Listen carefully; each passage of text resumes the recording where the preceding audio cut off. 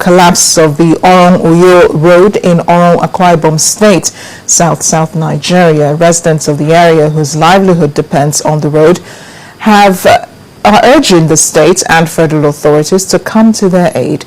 Our community report tonight examines the state of the road and how the residents are trying to cope with the menace.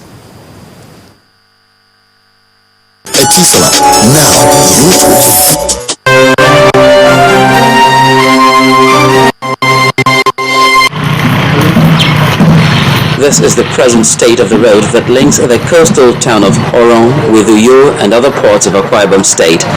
Before its collapse, this road served as the major route for the residents of the area, who are mostly fishermen and traders, to convey their products to the major markets in the area. Apart from the economic aspect of their lives, which the erosion has put on hold, residents of Orong lament their inability to reach out to their folks in other parts of Akwa Ibom.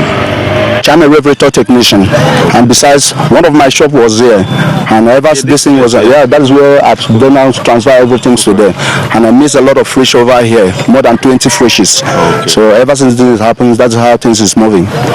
This is the major roads, and there's no road again. After this road, there's no road again. So we were thinking that the chairman is coming to work for it, but chairman maybe does not work on it. But we are waiting for other people to help us. Let them come and help us, please.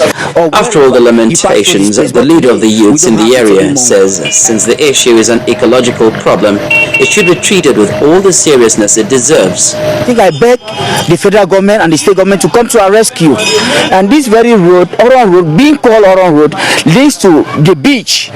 That if you are traveling to Cameroon, traveling to Calabar, or wherever, you pass through this place. But today, we don't have it anymore.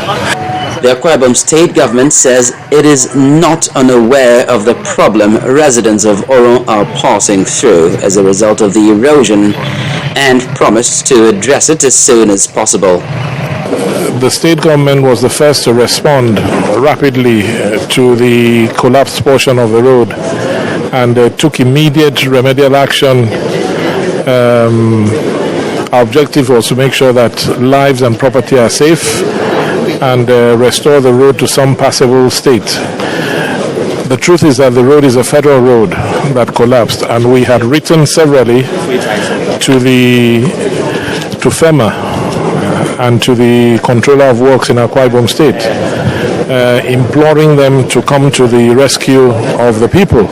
For now, the situation remains, but residents will be looking up to the government to come up with a permanent solution to this problem once and for all. Politics now. Various political groups in Offa local government area of Kwara State are in support of the merger of the People's Democratic Party and the All Progressives Congress in Kwara State, describing it as good political calculation that will further bring political development to the state. Their support was expressed at an event of the PDP in Offa local government area and was attended by women groups and members of the Central Working Committee in the 12 wards of the local government.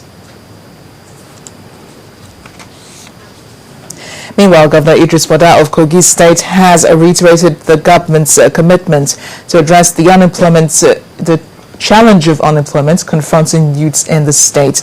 The governor disclosed this in his address to the graduation ceremony of the 5th batch of trainees under the state government youth empowerment program in Kaba, the headquarters of Bunu local government area of Kogi State.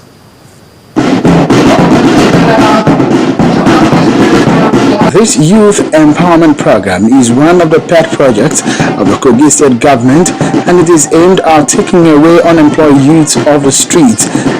Gathered here at the NYC camp in Asaya, Kaba, Bunu local government area of Kogi State, young men and women from the 21 local government areas of Kogi State for a 2-week training on skills acquisition. A total number of 1,052 young men and women have undergone this training to enable them contribute to the socio-economic development of the state. This brings to a total number of 4,512 trained under the Yard for Kogi Public Works programs. This is aside the other programs.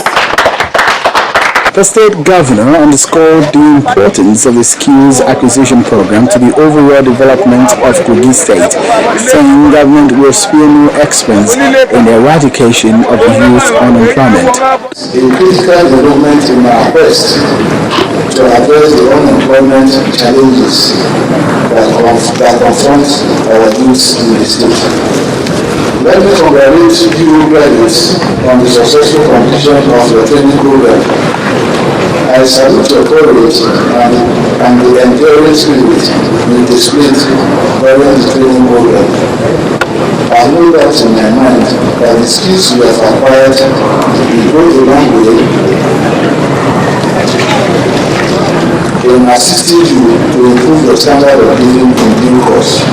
The graduating youths were presented with working tools that will enhance their productivity. Meanwhile, experts at the Southwest Nigeria Forum and Innovative Cluster Consortium in Osun State believe that unemployment and poverty in Nigeria can be better eradicated if tertiary institutions and government at all levels identify the gaps in the industries and partner to develop knowledge-driven initiatives. Well, they said this at an innovation fair in Osun State.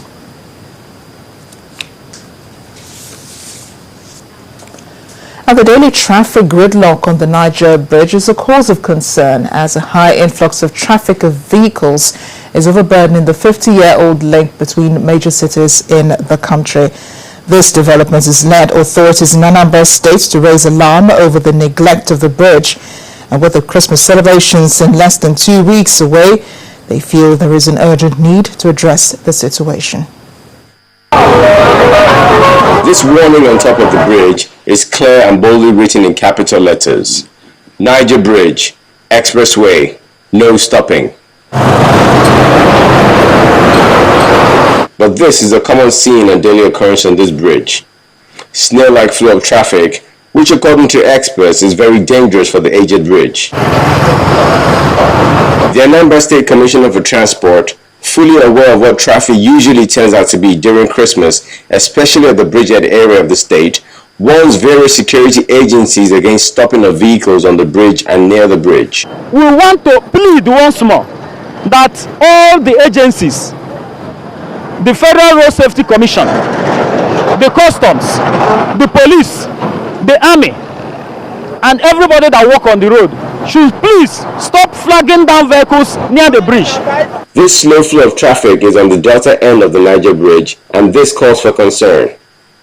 Crossing the bridge, the issues raised by the Commissioner became obvious. When there is no more volume of traffic, when the volume of traffic is not high, we can do our normal work, because we can arrest traffic offenders, because you can see overloaded vehicle passing by, others with one offense or the other.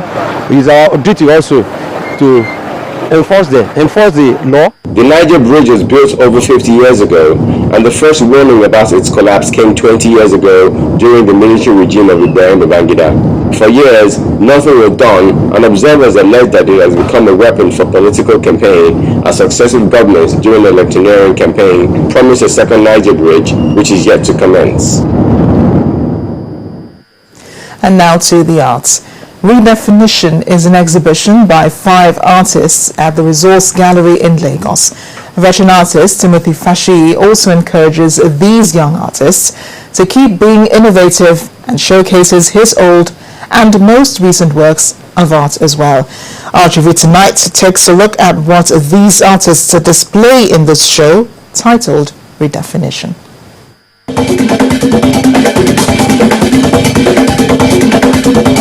Resource Place has joined the merry magical men in Lagos who not only embrace the gallery business but are also poised to do things differently through art.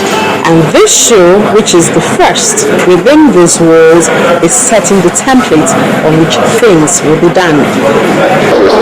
This year we have 5 artists that we are promoting. 3 painters, 2 sculptors and 1 ceramist. Perhaps the next time it will be the turn of the textile graphical designer, or other people in other areas of arts. Contemporary artists are part of the opening ceremony. Their painting, ceramics, and sculptural pieces are showcased for people to know what's been going on in the art world.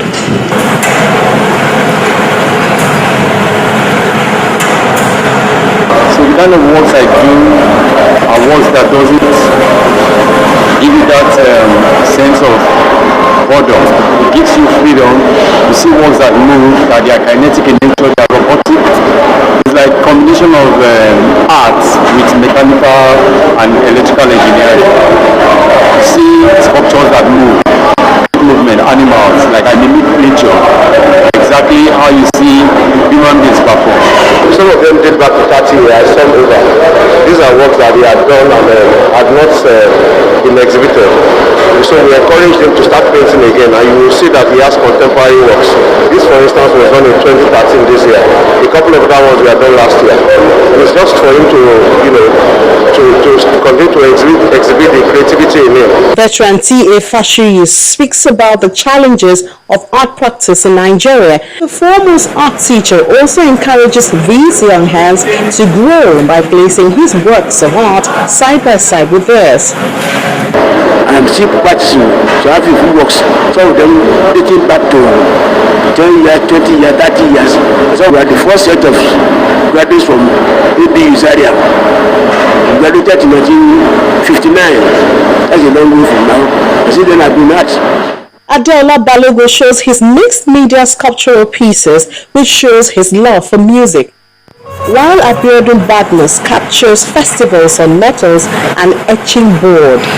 Sheriff Oyetunde adds some color to the exhibition with his portrait. It's quite surprising that these kind of artworks have been stored for so long. It's nice because a number of them are not new. It's nice, and then it's nice to see new names or even old names revived, in artwork. And I'm surprised that some of them are quite affordable. I love the moving arts. And I wonder if one could commission a special concept, because we have a number of concepts here. The moving arts in metal, and it looks like they were done from recycled metal, which is a really nice idea. Dudu Emmanuel also adds more color with his impasto paintings, and Bolaji Ogoro tours the same line using oil on canvas. The resource place is giving art lovers some Christmas cheer as this exhibition runs to the end of the year.